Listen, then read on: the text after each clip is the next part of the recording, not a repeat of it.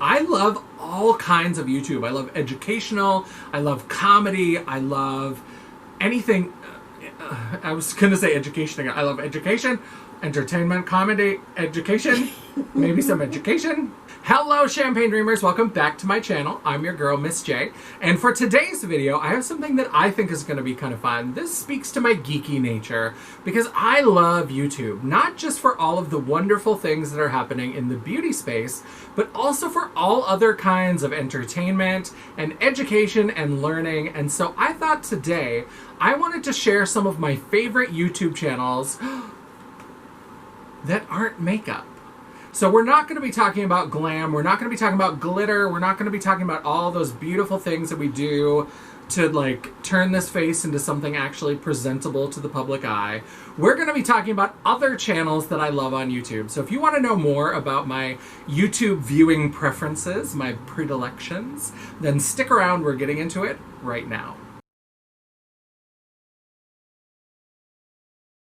The first thing that I love to watch on YouTube are compilation clips from 8 out of 10 Cats Does Countdown. So Countdown is a British quiz show where they get actual smart people on and they do anagrams where they get a selection of 9 random letters that are chosen by the contestants and they have to try to make words, and the person who gets the longest word that's actually in the dictionary gets some points. And then they also do some math games. So they do some math puzzles where they'll randomly select 6 numbers and then they'll hit a randomizer and that will come up with a number that you should be able to get by taking the 6 numbers that are there, adding, subtracting, multiplying, and dividing. So you should be able to get that sum total. Now that's a quiz show that actually has smart people on it. Then there's a separate talk show called 8 out of 10 Cats, where they get a bunch of random comedians and celebrities together and they talk about just whatever's happening in the world, in the UK, it is a British show, and they just talk about what's going on and they make jokes and it's really fun.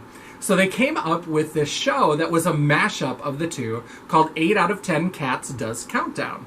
And so they have the same games and the same puzzles that they would have in Countdown, but instead of having it done by actual, like, smart people, they have it done by comedians and celebrities.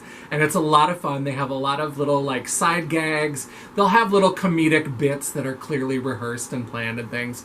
But then sometimes just watching these celebrities trying to work out the math is really funny. So I've been watching a lot of clips. There's a lot of British and Irish comedians that I really like. Aisling B is somebody who is really funny. She was recently in a movie on Netflix with Paul Rudd. So she's kind of becoming more well-known in America. Roisin Kennedy is another one that I like. She's Irish. There's a lot of just great people. Sarah Pascoe is a great British comedian. Sarah Millican has a lot of stuff available on YouTube. Her YouTube channel is another one I would recommend. So I really love these compilation clips where you can watch full episodes, which are also fun to see, but people will take like a theme and they'll cut together a bunch of clips of different things from different episodes. So I think that's a lot of fun. The next channel that I really love that makes me want to own like a haunted house is Halloween DIY. So I don't know who this guy is. He must run like some sort of family haunt attraction or something, but he does these videos showing you how to make these great animated Halloween decor props, which are super fun. He just posted a video a couple weeks ago where it was a sort of animated prop of a cake with a rat popping out of it, and the rat's head like pops up, like moves up and down, and he shows you all of the things that you'll need, all of the things that you'll need to construct it, to make it move, how to put it together, and he shows it like how he displays it and all this kind of stuff. And his voice, his name is Paul something, I think. I should look it up. I could do research. But he's got this soothing NPR voice. I could just listen to him and fall asleep. Like, it's very soothing. It's very interesting to watch the way that he creates these things. But he creates a blacklight responsive teapot that hovers and pours tea into a glass. And so you can see like how he makes it. He has a skeleton raven that sort of moves on a perch. All just super fun. A lot of them are blacklight responsive. He made this great one that's got a mirror mounted in the middle where he took a bust And so as you're walking past, it's got a double-sided mirror. And so as you're walking past, from one side, it looks like the regular bust. And on the other side, once you pass a certain point, it looks like the bust has turned into a wolf man. And that's because he mounts this mirror, he cuts the bust in half, mounts it to the mirror, and then does clay works and paints the other side to transform it. And of course, because you've got that mirror in the middle, the mirror duplicates the bust so that you're seeing actually half the bust and the reflection. When you get to the other side of the mirror, it shifts to the Wolfman, and you see that. And of course, that could look really obvious, but if you're in a haunted house and it's dark, you just make sure that you have some gauzy curtains, and it really was effective. So I'm going to make sure I link all of these channels down in my description box, but that's one that is really fun to watch, and look at how he makes all of these really cool Halloween DIY props. Another YouTuber whose content I've really been enjoying recently is Blaque. And let me tell you, my younger self is probably aghast at this development, because Blaque used to do a lot of videos with everyday feminism. And everyday feminism was something that would pop up in my timeline all the time. And I could tell it was one of those things for like Gen Zers and younger millennials, and I'm a grouchy old Gen Xer. And some of it felt like really sort of legitimate, gender criticism and criticism of social structures and things. And then some of it just felt like a little bit whiny entitlement, like everything should be the way I want it to be. So I am that grouchy old person that was just like, whatever. And Blaque was one of those people that her older videos, again, about half the time I would be like, yeah, I'm on board with this. And half the time I'd be like, this is trash. Like, I don't know what's going on. I have been watching her stuff recently, especially her True Tea videos, and they are really good. I still don't always agree with her. And she actually recently did a True Tea video about, oh, so you don't agree with me? And she talks about the fact of why should somebody have to agree with all of the people that they watch? And I think she makes some great points. And I have been watching a lot of her new content. She talks a lot about, she has experience in the BDSM community. She's polyamorous. She's in some like kink and sex positive spaces in LA. She's a Black trans woman, and she talks a lot about identity and sexuality, and in ways that are really just sort of natural. And I think that that's what I like about her new content compared to that everyday feminism stuff. That earlier stuff was so scripted, and it just felt very restrained, and it felt like I am trying to create a narrative that will do a certain thing. And that's not what True Tea is all about. She comes on and she says, look, we're just going to sit here, we're going to have a conversation. Maybe we're right, maybe we're wrong. I might come back in 2 weeks and just tell you that I've completely changed how I thought about it, but this is how I'm feeling at the time. This is my True Tea, and I want you to give me your true brew in the comments. And it's just her opening up, and sometimes she drinks some wine and she opens up a little too much and she gets a little wild, but I just think they're really interesting, and I've really been enjoying those new Blaque True Tea videos. Another channel that I've really been loving, especially for horror-related content, is FoundFlix. And what I love about FoundFlix is that he will do these ending explained videos. And it's not really just about the ending, it's always kind of a rehash of the whole movie, right? So he goes in and he'll tell you, this is what happens, here's the setup, here's the characters, here's the premise, this happens, then this happens, then this happens, this is the ending, this is what I think it means, and then you're done. So what I love about it is he's actually done this for a lot of movies that I've maybe seen a trailer or a preview for, and I was like, I'm kind of interested, but I also kind of think that that looks like it could be shit. And I don't mind spoilers. I don't mind knowing what the story is or knowing what the ending is before I go into a movie, especially a horror movie, because I still get caught up in the jump scares and all that kind of stuff. So what I love about it is I can decide in 15 minutes if I actually do want to waste my time on this movie. So if there's something, rather than wasting 90 minutes on a movie that I'm just like, yeah, that was shit, I shouldn't have watched that, I can go and watch one of his movies that's 15, 20 minutes, and then say, yeah, I was right, that's not good. And that's true of a lot of newer horror that's just like gornography. So it's just that stuff that's all about the gore and the really bloody kills, but it doesn't have any story. So things like that, I can watch his FoundFlix explanation, and I'm interested enough in it to watch his whole video, but then at the end I'm like, yeah, I don't need to see that movie. I saw this 15-minute explanation. I get some of the highlights of what happened. I get maybe some information about the kills, and I get the explanation of the story. But I don't have to waste 90 minutes or 2 hours or whatever on the movie. So I really love that. And what I love is that, again, because I don't mind spoilers, I don't mind knowing something before I go into it. If I watch it and I'm like, oh, that looks really good, then I'll go and I'll watch the movie. And I'll actually enjoy the movie that much more because I'm prepared and I know what to expect and what I'm going to love. So I really love FoundFlix. I think he's got some great ending explained movies.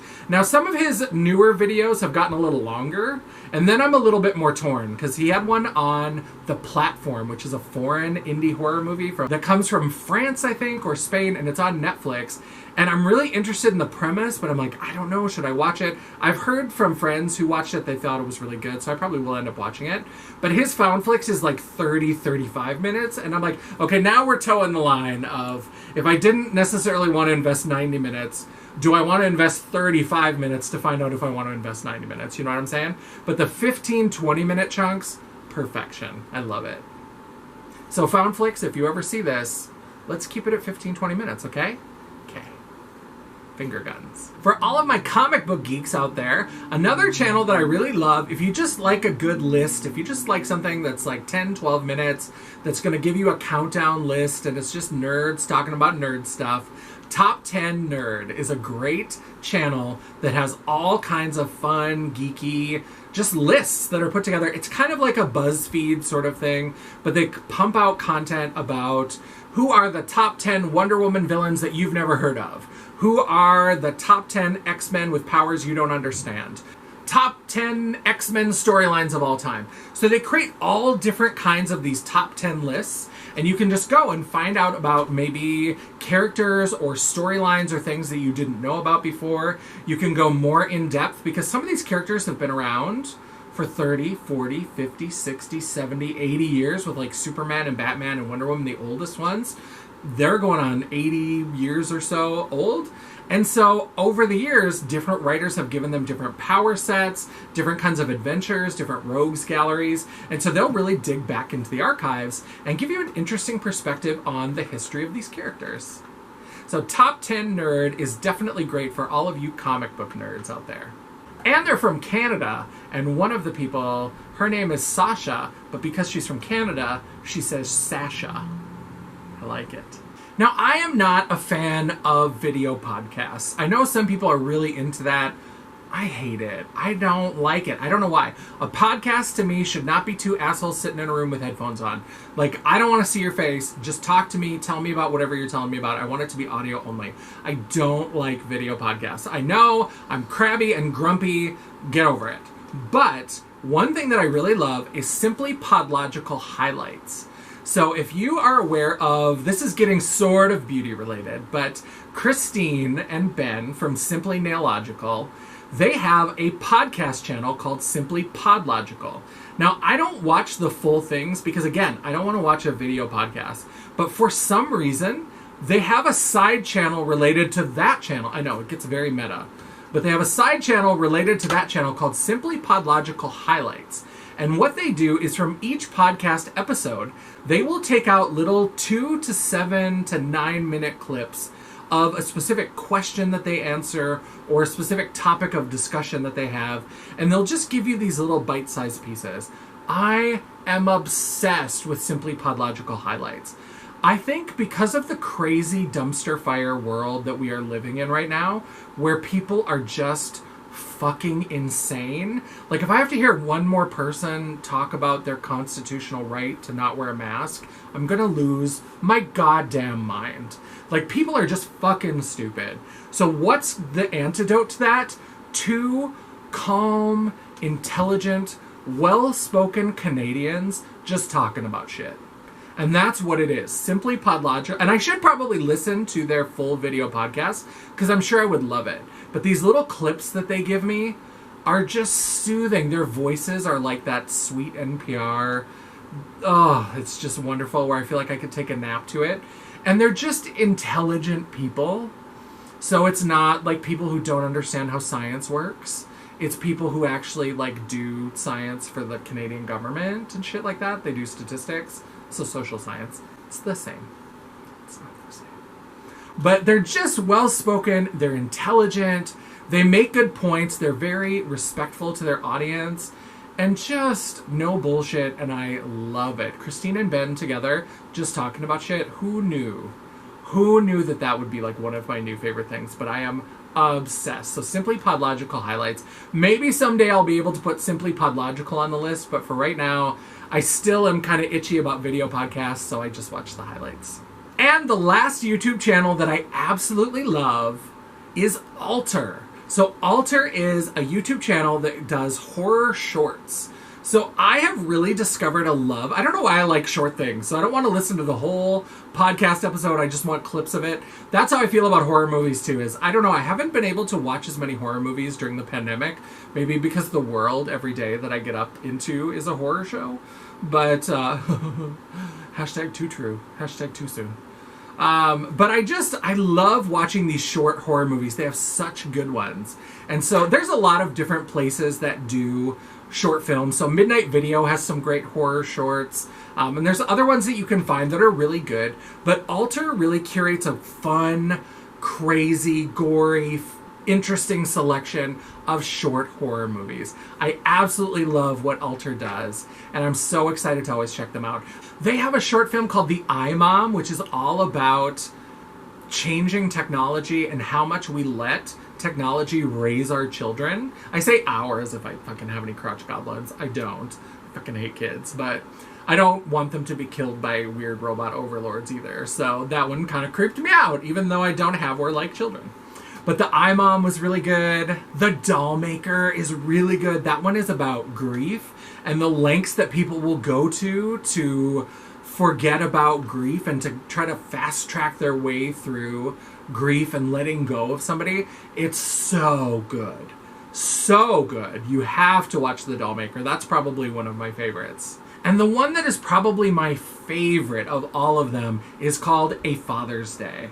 It's a zombie short horror movie. It's about 9 minutes long, and I love it. I'm not always a huge zombie movie fan. I'll watch them, and I like The Walking Dead, but I'm not super into zombies. It's not one of my favorite subgenres, but my favorite zombie movie short whatever is A Father's Day in the Alter collection. It's beautiful. It's creepy, and it has little bits of gore. It gives you the stuff that you want as a horror fan, but it's also got this sort of story that is so beautiful. And it's just about these two zombies, a guy, and you don't know if it's his daughter or if it's just two zombies that kind of ended up together, and the way that they portray them and the way that they sort of like hunt together. It's just beautiful. It's just weird and beautiful and bloody, and I absolutely love it. So the Alter short horror films, those, I absolutely love them. They have one about conventions and about people who are kind of in these B movies and then spend their time on the road at these conventions. That one's really fun. I don't remember the title of that one. But yeah, those three are absolute highlights. So The Doll Maker, The iMom, and A Father's Day. Oh, so good. I absolutely love them. So there's so many great things on Alter. Definitely check out their horror shorts. So those are some things that I absolutely have been loving when I'm not watching makeup content. This is where I really want you to sound off down in the comments. Let me know, what are some things that you love to watch on YouTube that aren't beauty content? I love all kinds of YouTube. I love informational, educational, I love comedy, I love full movies, short movies, I love nonfiction, documentary style things. So whatever is your favorite, let me know and I'll check it out, and who knows, maybe it'll end up in a video in the future. If you enjoyed this video, don't forget to share it and give it a like down below. Don't forget to hit that thumbs up, or you can hit the thumbs down. I don't care. The algorithm will like it as engagement either way. So you do you, boo-boo. If you want to subscribe, make sure you do that. But when you do, don't forget to hit the bell icon so that you also get notifications of all future posts. If you'd like to chat, banter, or commiserate between uploads, you can find all of my social media linked down in the description box, and you'll find a link to my website, The World of Champagne, at janessaj.com. Thank you so much for watching. I really appreciate all of you. Mwah! And until I see you again, bye. If you like this video, don't forget, if that sounded like I was taking a shit or something. Oh, gosh. Thank you so much for watching. I appreciate you. And until I see you again, Bye. Bye.